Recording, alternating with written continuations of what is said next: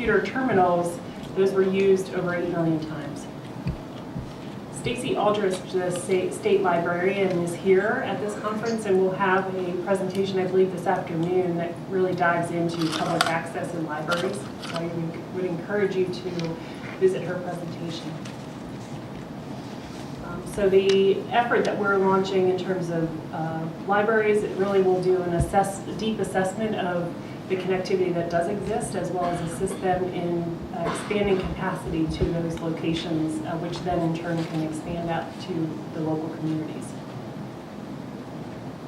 At this point, I will turn it over to Steve Culler, who is the director of the Radio Services Network. I may have gotten that incorrect.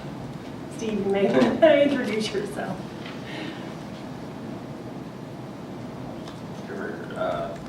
Anyway, I'm Stephen Culler. I'm the director of the Statewide Radio Network Division. We refer to it as PA-Statewide. We are a division within Pennsylvania State Police as of 2012.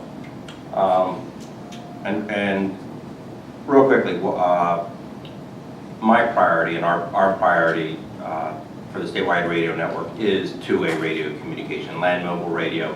That is our day-to-day mission, and that's a mission for all the troopers using the system. It's for the 18 state agencies that also depend on PA-Statewide for two-way radio communications, and that includes DCNR, Probation and Parole, Attorney General's Office, PennDOT, Emergency Management, PEMA, Military and Veteran Affairs, the National Guard.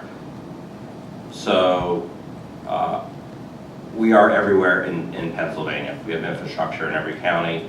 We have 20,000 radios on the system.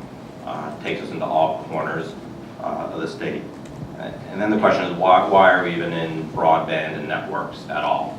And the very simple answer is the digital trunk radio system requires all of our radio repeaters, radio communication devices to be connected.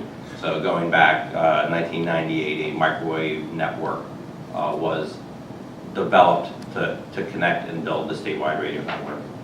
And then when we really get into broadband, what happened is with the push for interoperability, starting post 9/11, but interoperability, I can tell you, is an issue that goes back to, I can find it back to Hurricane Agnes in my documentation. I'm sure it goes back before then, but every disaster, there's a discussion of interoperability, and that led to federal grants, and it essentially means we need to connect our emergency communication systems to all the county, local emergency communication systems connected to other states, and that led to federal grants that led us to adopt MPLS as the standard technology for digital microwave across the Commonwealth. So as of now, we have about 130 of our microwave sites that are MPLS connected with 50 megabyte connection, and then give me one step back. Sorry, Okay, I'll have to hit the. Give me the. And then with the, as Sue alluded to, with the federal grants, with the BTOP grants, we took Northern PA and we upped that by another 150 megabit per second microwave network for Northern PA. So our goal there was to connect a number of anchor institutions in rural Northern PA, and we've discovered over 3 years why it's called rural. Nobody lives there. And we've been working alongside with Kinver from day one, so we've always been aware as Kinver built out, and we were both going through a lot of the struggles of working through the federal grant process and through the struggles of building new infrastructure. We were watching each other as we went. There's a federal rule that you can't really spend the same grant dollar for the same purpose in the same area. So there's a little bit of a paradox of you got to connect to Kimber, but you're really not supposed to be in the same place. But now the grants are over. We're close in a lot of places, and I'll talk about that. Again, critical public safety applications I'll talk about, and then we'll get into the value proposition and also touch on what's going on with Next Gen 911, which is connectivity, essentially connectivity to all the 911 centers, public safety answering points throughout Pennsylvania. All right, so now I got the. So with microwave, our advantage really is, or the goal is to find point-to-point connections, point-to-point where we have good line of sight from a tower on a mountaintop to a facility in these rural areas. Because it's MPLS, and our backbone is microwave. We are agnostic to whether we're connecting to fiber or microwave or commercial connectivity. We have a huge relationship with Verizon, and they provide us MPLS backhaul in numerous locations. But like a tower, a tower to business roof microwave, rooftop microwave has worked in a number of cases using a number of different technologies to create broadband in those areas. We've done some Wi-Fi hotspots around the towers. There's actually, we're on a lot of DCNR and game commission land, so one of those little signs in the middle of the woods that says Wi-Fi here. If you can find a tower spot, if you're a game warden or work for DCNR and you're on the top of the mountain, you at least maybe know where you can go to connect. And the real challenge is we share a lot of infrastructure, but how to leverage all of that common infrastructure in all those places we are to broaden the network and make services available to everybody in Pennsylvania, and open up a resource where we spent hundreds of millions of dollars on to further the needs of Pennsylvania citizens and Pennsylvania businesses. And the temptation in public safety especially is, it's ours, it's here for public safety and only for public safety, and that is our top priority, but with the resources available, we want to develop the standards and the practices to make it available to other, to the citizens of Pennsylvania. This is a simple diagram of the ARRA-funded middle mile network. That is everything north of I-80. It is, as you can see, end-to-end, east to west. That is all 150 megabit MPLS microwave. There's a light blue line there. There's a good story there that I'll get to, which takes us into Sullivan County, into LaPorte. That was one of our late changes, but that was something where we identified a real need in a very rural Pennsylvania county, and we added that onto the network, and I'll get to that success story. But if you're in those locations, we're here to help.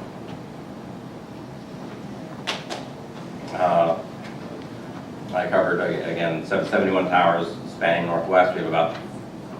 We were very focused for the purpose of the grant on line of sight connections, and we identified 33 of those, and with about 30 more post-grant. We have a lot of technology that we did not have years ago to quickly identify line of sight availability, but really, if we have locations, we can identify probably within 90–95% whether line of sight exists to a business, a residence, another tower, a rooftop, whatever other network asset is out there. And again, the mountaintop to mountaintop concept of microwave works very well. And when you're talking about radio propagation, radio systems, mountaintop to mountaintop makes a lot of sense. And Pennsylvania lends itself to that. It's clear to me, and certainly through working with everybody in the towns, there's a lot of fiber, there's a lot of connectivity where these institutions are, but it's not going to be up at our mountaintops. And again, the more that we can connect these networks, it benefits us and benefits everybody in Pennsylvania trying to build redundant and resilient networks. So some of our success stories. We've worked, I see a gentleman from PennTop. We've worked together. We connected, I don't steal any of your thunder, We I don't did. have any fun to go We worked closely with them to connect the Gateway Lodge it's in Jefferson County. And again, they had a very nice resort lodge, could host meetings, can't host a meeting today without broadband. We work with the North Central Economic Development Community Task Force, North Central, I can never get it right, North Central to connect the lodge. They are our last mile provider, but they are using our backhaul from a tower at a DCNR park to make that connection. As of 2 days ago, the Sullivan County Government Courthouse in LaPorte is using our backhaul to surf the internet. They've gone from, I believe, DSL speeds to 10 megs per second. They are live and connected. Cameron County Courthouse was an overbuild of some very old microwave technology, and we used the BTOP funds to increase their speed and their reliability with the new infrastructure. And again, that connects all the offices within in Emporium, PA, onto our backhaul. Jerry Springs State Park, Dark Sky Park, a lot of people bring their telescopes out to the park. First thing they want to do is upload their pictures to the internet. They had satellite connectivity that was costing them a lot of money. We had a tower within line of sight range to the park. They are live on Wi-Fi using our backhaul. And the infamous energy infrastructure, we have a few energy companies there looking for backhaul from our central PA. It's energy drillers, shale drillers, not a ton of them, and we've been working for one of them for 4 years. Those means they'll be out of gas by the time they figure out how to connect with us. Pain. So network of networks. You saw our northern tier network up there, and then the blue is the rest of the statewide radio system network connecting towers. But we have a lot of other networks out there that we're working with. The green line is Pennsylvania Turnpike. We share infrastructure up and down the Pennsylvania Turnpike. We are on the same infrastructure. And of course, we'll want to go to all electronic tolling in a few years. They'll be looking to upgrade either the microwave or upgrade to fiber. The pink is the Southeast Task Force. We're desperately trying to connect to their network, and they connect not only all the counties in Southeast PA, they connect what's called the UASC region in Philadelphia, so they connect to the universities in the area, and they connect to New Jersey, and they connect to Delaware. We've been working with the Task Force Region 13 out in Western Pennsylvania. They've had a project to connect all their 911 centers over fiber and microwave. They call it West Core. That's the red network in Western PA. Our BTOP network is up there in yellow, and in the center of the state, there's something called the South Central PA Task Force. They built MPLS microwave to connect all their 911 centers over MPLS broadband microwave, 150 megabits. There's about another, I have on the whiteboard about 20 other projects where county governments, primarily through their 911 centers, want to connect into the statewide radio network for emergency communications and for Next Gen 911. The concept, hit the next slide, I'm not sure if it's up there now. The concept of, the concept of Next Gen 911 is they have tremendous investment in their technology. They need 69 public safety answering points in PA. They need to consolidate and share their infrastructure, or they'll never be afford to upgrade it and maintain it. Same issue a lot of technology shops get into. You buy the infrastructure once, 7, 8, 9, 10 years later, it's time to either have to maintain it or upgrade it, and you just don't have that same money available to reinvest. So you really got to work with 3 or 4 of your neighboring counties to work together to buy one piece of infrastructure. To do that, you need to connect them, and you need to connect them with broadband in a way that you can afford. So they're all working with us. We're at the Kimber member meeting. We are very interested in looking for ways to connect to Kimber. We know we have line of sight to a number of the state system schools. We know that our fiber over at PSP headquarters is only a mile or two from the access node at Hack. Seems like a long way if I have to string the fiber myself.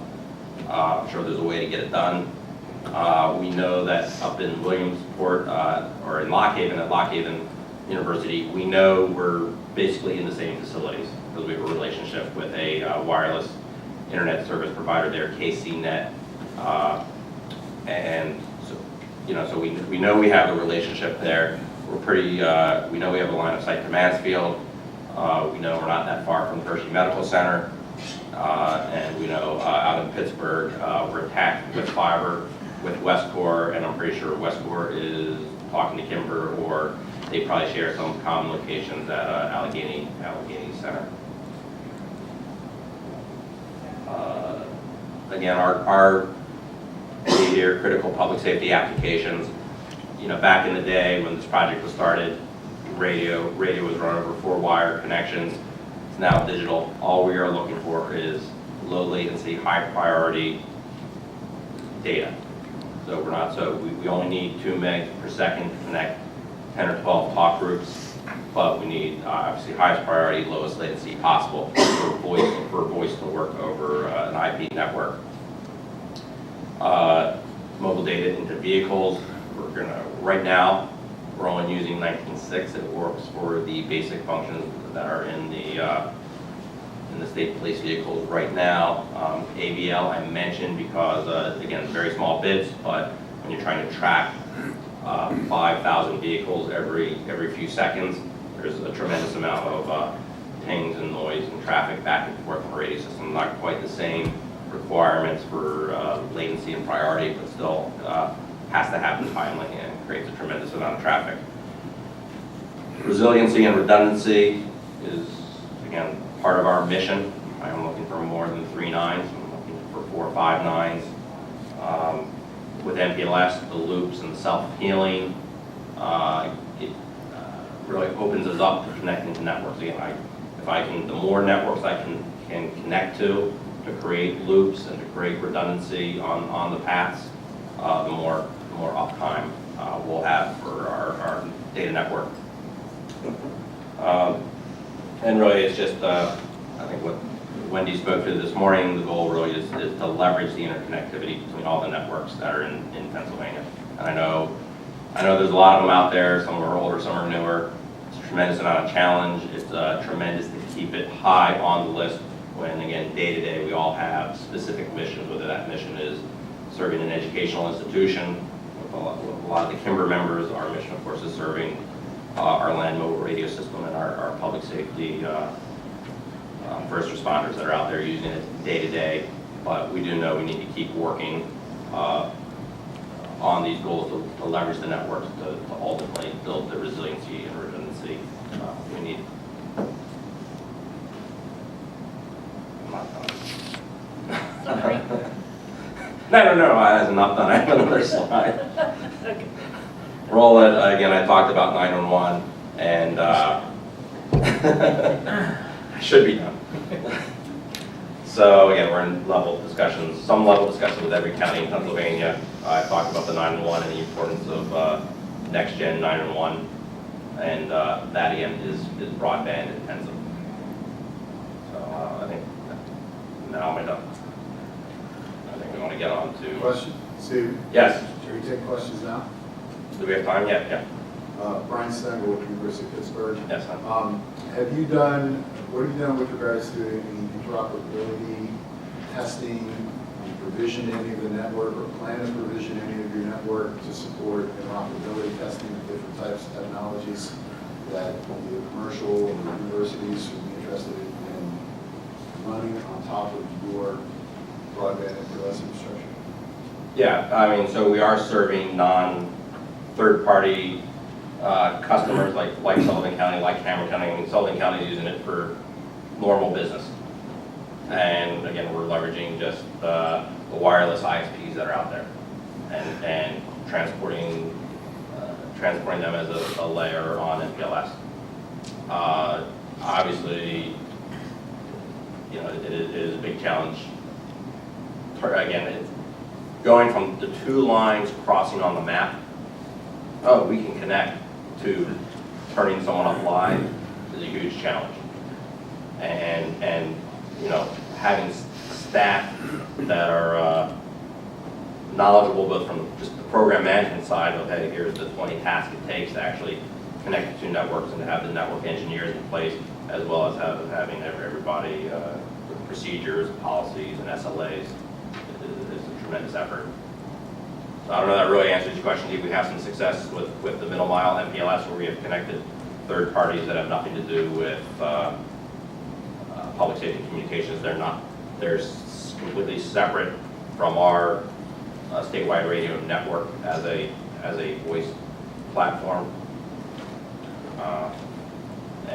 The West Core, the Region 13 will probably be the next big test of that. It's a tremendous network out in Western PA with 13 public safety answering points connected, and a lot of those public safety answering points are co-located on a county government network.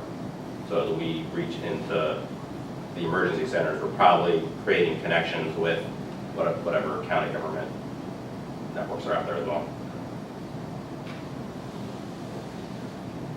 Question up here. Christine Haas, Jersey Shore Hospital. As a healthcare organization, we are also interested in the services of Kimber. How does an organization partner with your organization in making that last mile connection? And then from the radio perspective, what is your opinion of licensed versus unlicensed radios when it comes to reliability? For two-way radio? So two quick, I do recall the Jersey Shore conversation, and last year, you'd contact us, and we'd probably work through, we'd look at the line of sight, we'd probably work through one of our partners, whether it be Casey-Net in that area. North Central is in Ridgeway. They're very good at business connectivity. Either one of them could do it, or we could find another third-party vendor. So in terms of provisioning of the internet, I want to work with an established carrier or someone established in that business. But we can certainly do the line of sight studies and look at how we could connect to Kimber using a wireless link, or using our network as your backup or redundant loop. But feel free to contact me, and I have a gentleman who will be here today, or PennTap might be. I'll see. I'll throw some more thunder your way. Already working. So PennTap is an excellent resource, and they enable the work at Gateway Lodge. Licensed versus unlicensed radio, we're talking the wireless, the length. Also, we want to use licensed every place we can, because again, looking for that uptime. We've used, there's some ISM frequencies that are probably available to hospitals as well, but they're subject to some Wi-Fi interference. Spectrum. When we do anything in radio, we're looking at site, spectrum, and cost. And obviously, spectrum is incredibly valuable. If we have some public safety dedicated spectrum, and then it's just kind of trying to find the link in between the Department of Health and the hospital and the public safety requirement. You may have, Jersey Shore may have a statewide radio network control station already. It's 800 megahertz over the air, two-way radio. Part of the epidemic planning funds. Does that sound familiar? So that might at least be a door we can open with the people at the Department of Health and try to work with some of your other requirements there, and especially if we can continue to satisfy that requirement, that might be enough. Being sensitive to time, we'll move on to Major Neal, present on FirstNet. All right, I'm going to make this a little easier. This room's not that big. Can everyone hear me? Yes. All right, great. My name is Scott Neal. I'm a major with the Pennsylvania State Police, and for the last almost 2 years, I've been assigned as the Director of Bureau of Communications and Information Services. I was assigned to that position back in July of 2012. At the same time, we absorbed responsibility for the running and administration of Pennsylvania statewide radio network. Prior to that, I spent 25 years in the field as a cop. So I'm not really an IT or radio guy, although they've tried to change me into one very diligently over the last couple of years, but I'm fighting it tooth and nail. So over my career, I'm going to talk about the National Public Safety Broadband Network for the next several minutes here. And over my career, I've had the opportunity to be involved in many major police incidents. And it's given me a real bottom-up perspective of public safety communications. So one of the things I really enjoy about my current position is I'm pretty much dedicated to improving public safety communications in whatever way I possibly can, because I've seen it firsthand on many incidents how critical it can be. So, and that's what we're getting to with the, whoops, I hit the wrong button. Let's do this. National Public Safety Broadband Network. So, from a historical perspective, where this came from, this all, like Steve alluded to, interoperability among public safety disciplines is a huge issue. It has been for many, many years. It's the ability for agencies to talk to each other seamlessly, and especially in the event of emergencies. So the real genesis really got kick-started on September 11th, 2001 with the terrorist attacks. The federal government mandated after that public safety develop interoperable communications, and they can communicate with each other on the same platforms. The problem is they didn't throw enough money at it to be able to make that happen. So what we have right now from a radio perspective is we have many, many different public safety radio systems out there, but they're built on different frequency bands, on different technology platforms, and the ability for agencies to talk to each other is really not anywhere near what it's supposed to be. So several years, ever since 2001, public safety has been clamoring for a data network, a dedicated data network for public safety needs. And lo and behold, in February of 2012, Congress passed the Middle Class Tax Relief and Job Creation Act. And one of the little provisions in there was they created what was called the First Responder Network Authority, which is known as FirstNet, and that sits within NTIA and the United States Department of Commerce. FirstNet was given the license to 20 megahertz of spectrum within the 700 megahertz band dedicated to public safety for the purposes of construction of a nationwide public safety broadband network. FirstNet, the board is consisting of 15 individuals, which represent public safety disciplines as well as private industry telecommunications persons. And on top of that, there is about a 40-person public safety advisory committee that's comprised of public safety people for that board. And what does the Act require? The Act requires FirstNet to design the network and issue an RFP. Once the RFP is completed, FirstNet has to present the plan to the governor, after which he will have 90 days to decide to participate, which is called opting in. The governor can also decide to opt out, and opting in and opting out. Opting in essentially means that the state's going to come on to FirstNet's network and will pay costs to FirstNet for use of that network. Opting out means the state's going to build its own network, lease the spectrum from FirstNet, and operate its own network. What those costs are either way is kind of up in the air right now at this time. So these are slides from FirstNet itself. FirstNet shall hold, and this is their mandate, the public safety wireless license granted for the building, deployment, and operation of nationwide public safety broadband network in consultation with federal, state, tribal, and local public safety entities, the Director of NIST, the Commission, and the Public Safety Advisory Committee established in Section 6205A. As part of this, the planning efforts, each state and territory, there's 56 states and territories involved in this, they were required to designate one point of contact within their state for FirstNet to work with for the planning efforts.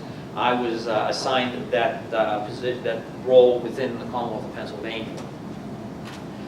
So this is their vision. They want to provide emergency responders first nationwide high-speed wireless broadband network dedicated to public safety. This is what the network in its simplistic design is going to look like. You have the core network, the EPCs, the transport, the backhaul, the RAN, and the end user devices there. Like I said, there's 56 states and territories involved, all 50 states plus the 6 territories listed down here across the bottom. This is their vision of how they're going to cover all 56 states and territories with this type of architecture. They're going to use the mobile, your traditional mobile-based, terrestrial-based systems, backing that up with mobile satellite systems, and then lastly with deployables that can be deployed on an incident-specific basis to augment coverage of the system. Now, this is some of their initial analysis of what it's going to take. They're talking about 35,000 sites to cover the entire country, which I don't think is going to touch it. Most other people I've talked to don't think it's going to touch it either. So, but they're saying in their initial estimates of 35,000 sites will cover 99 plus percent of the population. They've narrowed it down to population centers. This is integral to our planning efforts and how we build out our coverage within each state. Terrain has a major impact. It doesn't look bad, but we have horrible terrain.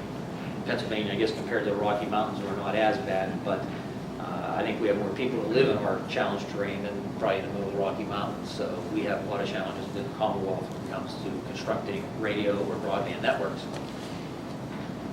So this is one of the keys to this whole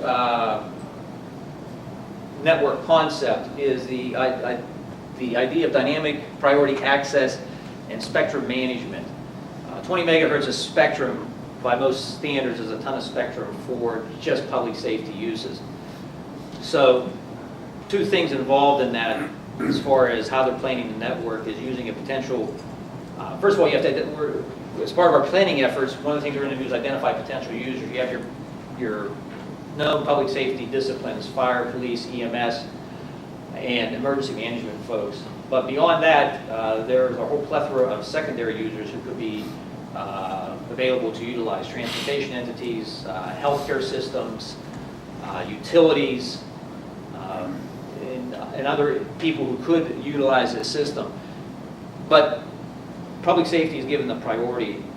So the ability, the network is supposed to have the ability to manage the spectrum, not only within the entire network itself, but within the public safety disciplines. Now, for instance, if you have a serious incident where the fire department arrives on first and there's an explosion or something they need to get under control, you can dynamically allocate more spectrum to the fire discipline for that incident and take it away from the other disciplines until their role is diminished, and then you can allocate that to whatever other discipline needs to take over next.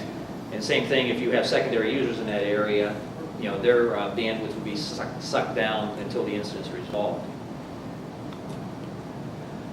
Why do we need a dedicated public safety broadband network?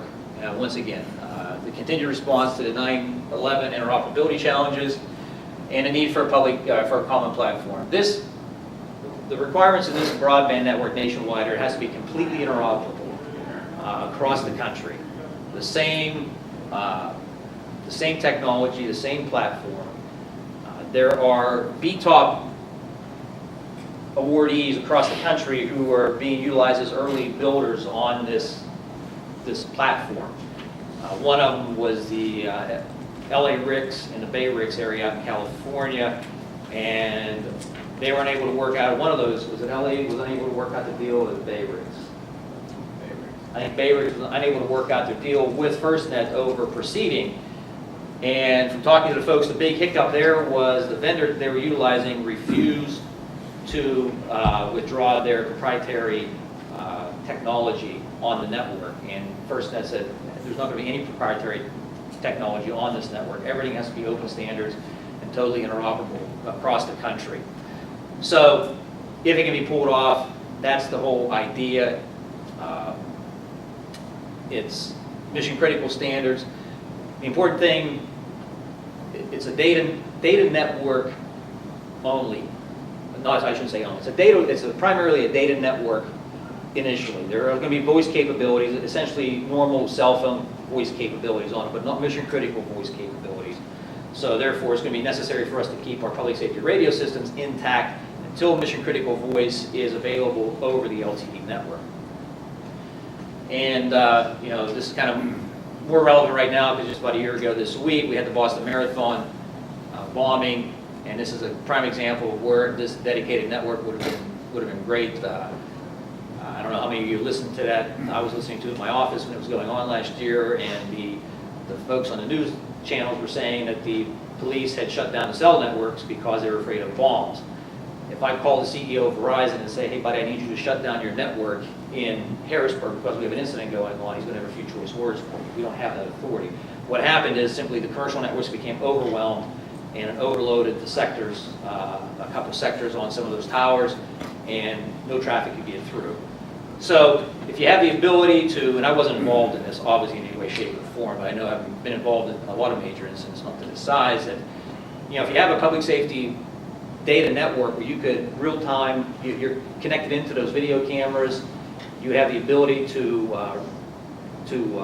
transmit those images, those videos even, a lot quicker, and if all the public safety users have an end user device capable of receiving that, you probably would have solved this much quicker than was solved. Any questions on anything so far? Zip through the rest of this.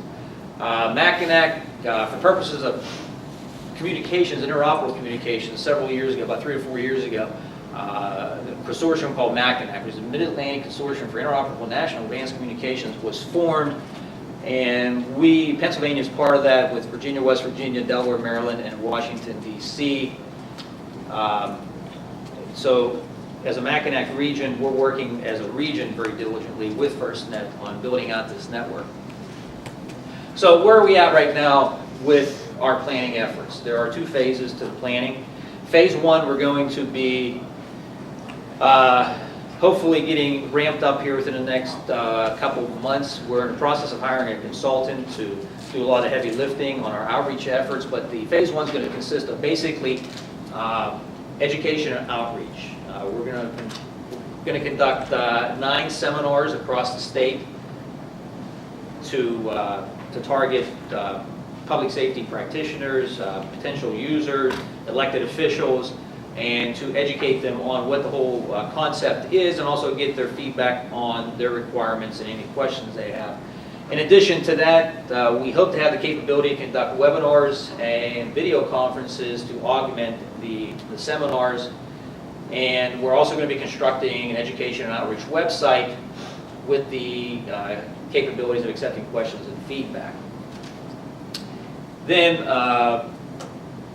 phase 2, and this is where Kimber would become involved. One of the biggest component of phase 2 has not been totally finalized. It's going to be an inventory of available assets which could be leveraged towards this network within each state. That includes towers, backhaul, whatever's available. We're going to have to be tasked with finding out all available assets which could be leveraged on this network moving forward. That phase 2 will probably get started in about a year or so, so we can get all that information gathered, collated, and get back to FirstNet and form our state plan so the governor can make his decision. The costs, right now there's about $7 billion allocated to it. That's not going to cover it, not even close. So we're looking at user fees from the end users and potential public-private partnerships which are being explored on multiple levels to help fund the network. Any questions? So the state hasn't decided yet? No, we haven't even made our plan yet. FirstNet, one of the biggest problems, we're 2 years into this since the legislation's been passed. FirstNet has found itself, the FirstNet board is made up mainly of private industry telecommunications folks. Sam McGinn, who was with Vodafone, Vodafone, is the chairman of the board, and with a lot of expertise on building networks. They found themselves stuck very heavily in the quagmire that is the bureaucracy of our federal government, though. So it's taking a lot longer for them to ramp up their efforts than what I know they would even like. So they haven't even engaged with us formally on our planning efforts. That's supposed to start here within the next couple of months. That process, I would anticipate, is going to take 6 or 8 months back and forth. And so I would anticipate sometime in 2015 that something would hit the governor's desk as far as a state plan, and he would have to make a decision. Scott, both you and Steve have talked about a public safety broadband network concept where the asset is shared with the community for economic development or other government or other services. So if you have prioritized your traffic, one of the situations that we see on the ground is that on a county-by-county level in Pennsylvania, the 911 directors are completely unaware of this concept. And they are trying so hard to fortify their 911 systems from anybody else getting involved in it. And we understand why. And what I was just going to suggest is that if this concept, it works at the federal level and at the state level, when you have your regional seminars, is there any reason not to try to educate the county 911 directors? They'll absolutely be on the invitation list. And I think what you're talking about are two separate things. As far as statewide network that we have in a deployment of FirstNet. Right. The counties, by and large, haven't been included on the statewide network, and they've, like you said, they've kind of siloed up and they have their own things going across the state. And there's a lot of reasons for that. I think one of the biggest reasons is the statewide network is that it's going to build on a proprietary platform. So moving forward, it's been my desire, and I've stated this publicly many times, I would love to bring counties on board to try and integrate the whole public safety communications thing through the state and the county, however we can do that. However, currently we're working through some processes on statewide radio where we're examining whether or not we're going to stay on the current platform or transition to a more open standard platform. And there's a complicated process that we're still, so until we get that all worked out, we can't really go to the counties and offer them the opportunity to come on board with the statewide network to further integrate, public safety communications as a whole. The FirstNet initiatives, yes, the county 911 directors are certainly going to be, because most of them double as the EMA directors, especially in the smaller counties anyway. But even if they don't, they're certainly going to be on the invitation list to those seminars to be educated on what's going on with FirstNet and what their role is going to be, everything moving forward in that regard, and how how this would even play in the whole next-gen 911 concept. That would be a real FirstNet issue also. Do you imagine that the tower assets that were available from these funds for the public safety focused part of, not the Kimber Award, the other award, to be available to other counties or potentially available to FirstNet? Absolutely. I know from statewide radio's perspective, our assets are available to other public safety entities, other public safety, like counties, for their systems. We don't charge them for that. Once the structural is done, if they need to put equipment on our towers, we get it done. So yeah, absolutely. The statewide system is going to be available for both. That's the whole thing with the costs going forward. Everyone wants to know how much it's going to cost. Well, FirstNet doesn't know yet because they haven't decided on their business model. So we're looking at, if a state brings assets to the table, that's certainly helpful. We're not going to give those assets to FirstNet without something in return as far as consideration of costs. But yeah, they would be definitely available. FirstNet.gov is also I'm sorry, go ahead. I kind of bring both questions together. Working with the counties is very hard. We have a long list of counties that already are on our infrastructure. Third parties can rent our infrastructure through Crown, if it's a commercial entity. I'm putting into our reciprocal agreements because we have many towers where we have the same antennas, same shelters. We're adding into our reciprocal agreements that if two networks are at the same tower site, we agree to connect and share networks. But sharing is, I know Connection works directly with a lot of counties. Sharing is very, very hard. And it is some security siloed. They're just worried about every little thing, and it's tough to share. Steve, if I could follow up, I think the issue is that the 911 directors look at that network as exclusively 911, and it could be used or upgraded to also serve a broadband mission. And the state and the feds are doing that. They're seeing that the technology can bring us to a better policy, but the 911 directors aren't there, and it's holding the state back from a broadband solution in the rural counties. And MPLS has opened us up Yes. to quality of service, and same thing with FirstNet that we have to deal with is preemption and prioritization. And how do you make sure that Yeah. the 911 call gets through and the radio call gets out? And it really depends on the emergency, the situation, the disaster, whatever's going on. Scott, a question, is there any opportunities for universities within the state that have expertise in wireless, researchers, et cetera, to participate in your program or help in your program, any type of linkage there? We will take all the help we can get. And for Yeah, the and- public safety offices also be on this network. I mean, I can only imagine what kind of stadiums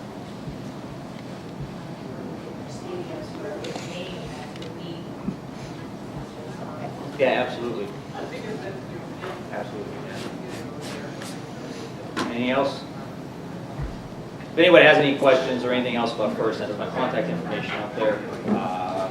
Free.